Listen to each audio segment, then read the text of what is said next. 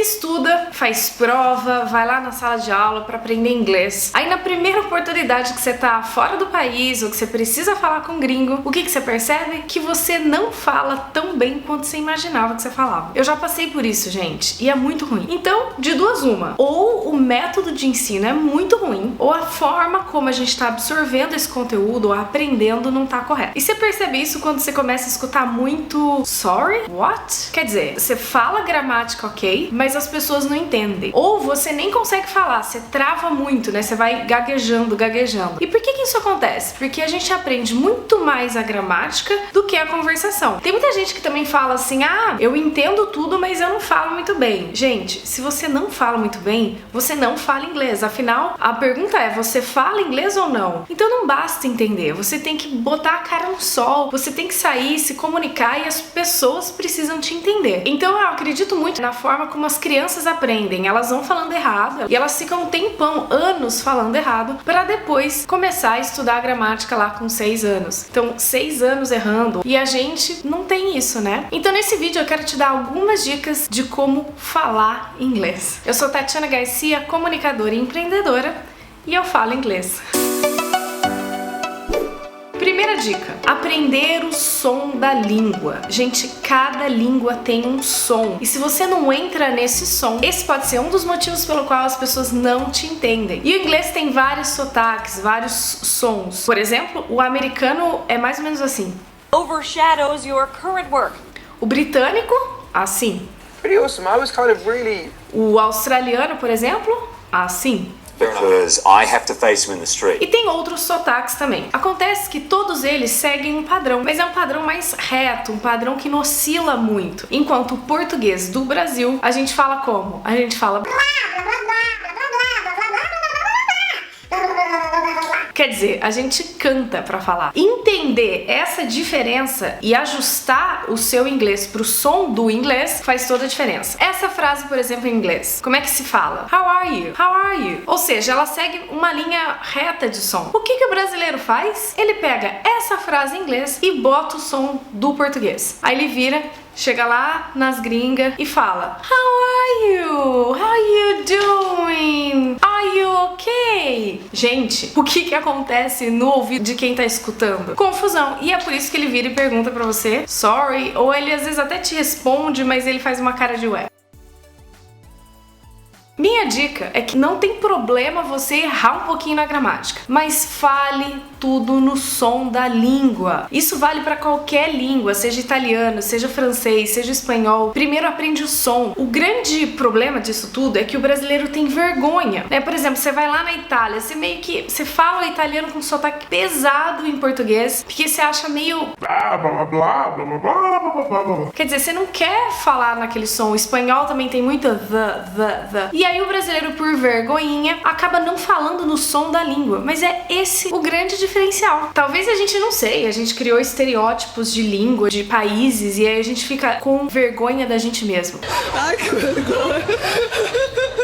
Segunda dica, fonéticas. Existem algumas fonéticas que são fundamentais para que você não erre alguns sons principais da língua. E nesse vídeo eu vou dar 2 exemplos de fonéticas que são as que mais o brasileiro confunde e que faz com que você fale muita frase, muita palavra errada. A primeira fonética são as palavras que terminam em ed. Em sua grande maioria são os verbos no passado. Então, por exemplo, esse verbo aqui, no passado ele fica assim. E quando você coloca o ed no final, a maioria dos brasileiros falam worked. Ou seja, ele lê o e e o d no som do português. E na cabeça de quem tá escutando não faz sentido. Então o que você tem que fazer? Toda palavra, assim, a grande maioria, tem algumas exceções, mas é 1 ou 2 ou 3 palavras, mas a grande maioria, principalmente os verbos que terminarem em ed, você troca, você tira o ed da sua cabeça e substitui mentalmente pelo t. Como é que vai ficar a mesma palavra? Worked.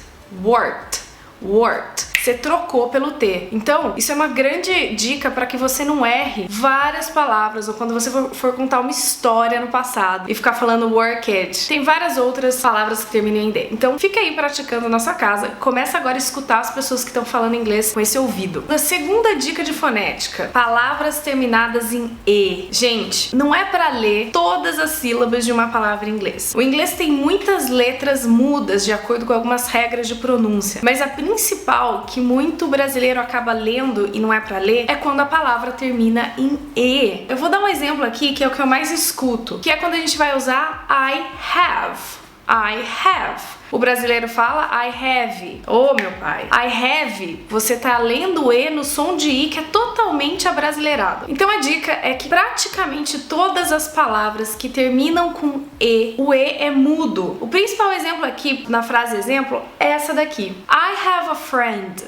I have a friend. Eu tenho um amigo, certo? Quando o brasileiro erra o verbo e fala I have a friend, quando você junta essa palavra, ela muda o significado. Quando você fala corretamente I have a friend, significa eu tenho um amigo. Quando você erra a pronúncia e fala I have a friend, significa o quê? Eu, amigo pesado. Ou ele vai entender que você tem um amigo pesado. Então o have que a gente fala, o have, ele significa pesado. Ele muda totalmente o significado da palavra. Só para terminar essa dica, quando se tem dois E's juntos, o som aí sim vira I. Então, se você encontrar dois E's no final de uma palavra, ela vai ter o som de I, somente assim. Um exemplo disso é a palavra coffee. Eu dei essa palavra de exemplo porque as pessoas, por algum motivo, leem cough, e aí tem som de tossir. Essa regra de fonética só muda quando tem dois E's. A última dica é que, beleza, você entendeu o som, você tá entendendo que ED tem som de T e E no final é mudo, que são as principais armadilhas para a língua portuguesa, né? Decore frases ganchos, frases básicas que vão fazer com que você consiga desenrolar uma conversa e não vão te deixar na mão numa viagem ou em qualquer situação de conversação. E essas frases são How do I say blá blá blá, que significa como eu digo tal coisa. Where is? How much is? I don't speak English. Excuse me. Thank you. Good morning. Então são frases ganchos que eu vou deixar no final desse vídeo ou aqui embaixo, aqui em cima, em algum lugar da tela, o link com o material completo para que você leve, estude em casa, tá bom? Mas decore essas frases ganchos, essas frases básicas, o som dos alfabetos e os números. Gente, com esses 4 itens, vocês podem se virar e para onde vocês quiserem. Porém, tenham em mente que vocês têm que ficar craque nesses 4 itens para depois incluir qualquer tipo de vocabulário e qualquer tipo de gramática. É como se você não soubesse essas principais frases, sons e fonéticas, não adianta avançar. Veja uma criança, ela já sabe tudo isso, ela começa com essas frasezinhas. Eu quero dar uma dica bônus nesse vídeo, que é uma palavra gancho que muita gente fala errado, que é professor em inglês. Professor se lê teacher, e muita gente fala teacher. Por quê? Porque o T, por exemplo, Tatiana, toda vez que você for falar essa palavra, fale teacher, Gente, a partir de agora, você começa a escutar as músicas, começa a assistir filmes com legenda com esse ouvido, começa a observar o som e essas fonéticas, esses vícios de linguagem que a gente tem. E não só observe ou não só assiste, que é o que muita gente fala, aprendi inglês assistindo série. Copie frases das séries, fale também. Então a pessoa falou, fale junto, fale em casa sozinho, entendeu? Manda mensagem em inglês para pessoas que você não tem vergonha. Se você não quebrar a trava de falar, não adianta, e garanto pra você, vai ser muito pior testar essa trava aí na frente de alguém já nativo em inglês. E é muito doido, porque quando a gente pega essa fonética, quando a gente pega esse som, nem sempre a gente precisa estar falando muito bem a língua. A gente começa a ter uma confiança, uma segurança pra falar muita coisa em inglês. E aí eu comecei a perceber o quê? Que as pessoas me entendiam, mesmo que eu tava falando tudo errado em gramática. E aí eu fui avançando em gramática, até que hoje eu me considero avançado porque eu consigo falar muito com as pessoas e as pessoas me elogiam. Então, gente, seguindo essas dicas, automaticamente você vai adquirir mais confiança e segurança pra falar o resto. Então não fica pensando, mas eu só vou aprender isso, só o básico. né? E o resto. Isso que vai te dar segurança pra destravar sua língua. Você vai começar a receber elogios das pessoas e aí sim você avança. Eu fiz um resumo de tudo isso que eu falei, dessas dicas, dessas perguntas ganchos e preparei o material. É só clicar aqui embaixo, aqui em cima, em algum lugar da tela para ter acesso a esse material, imprimir e ficar praticando em casa. Ficar falando sozinho, ficar treinando, até você ter a segurança ou até destravar e começar a falar com as pessoas. Se você gostou desse vídeo, se você gostou desse tipo de dica, se você quer saber mais dicas de destravar ou de fonética, é só escrever aqui em comentários que eu faço próximos vídeos pra você. Um beijo, bye bye!